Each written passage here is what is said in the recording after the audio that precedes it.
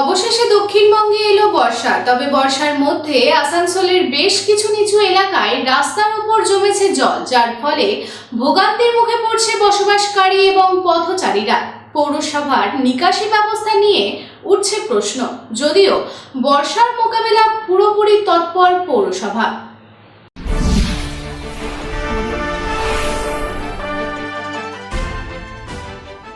অবশেষে দক্ষিণবঙ্গে বর্ষার প্রবেশ ঘটেছে।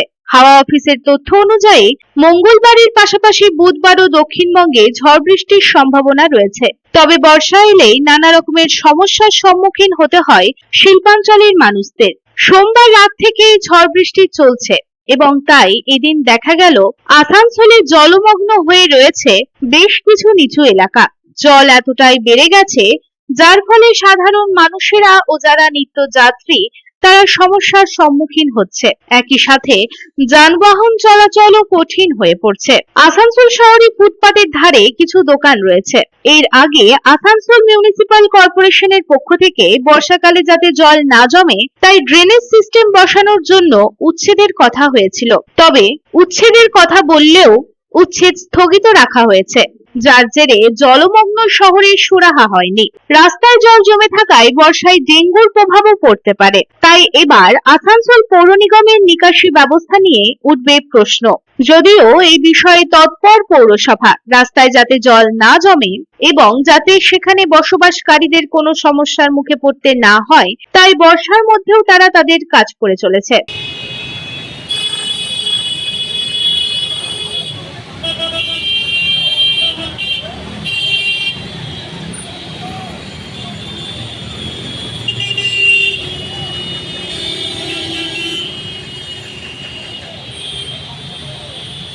আসানসোল থেকে সন্তোষ মণ্ডলের report, public Times. Mohan the family store. বাতাসে শিউলি ফুলের গন্ধ মানেই মায়ের আগমনী। পুজোর কেনাকাটা মানেই মোহন।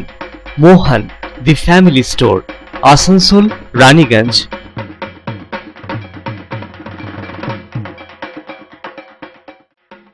दुर्गा पूजा हो या दीपावली या हो कोई भी उत्सव, कपड़ों की खरीदारी के लिए आपकी पहली पसंद मोहन दी फैमिली स्टोर।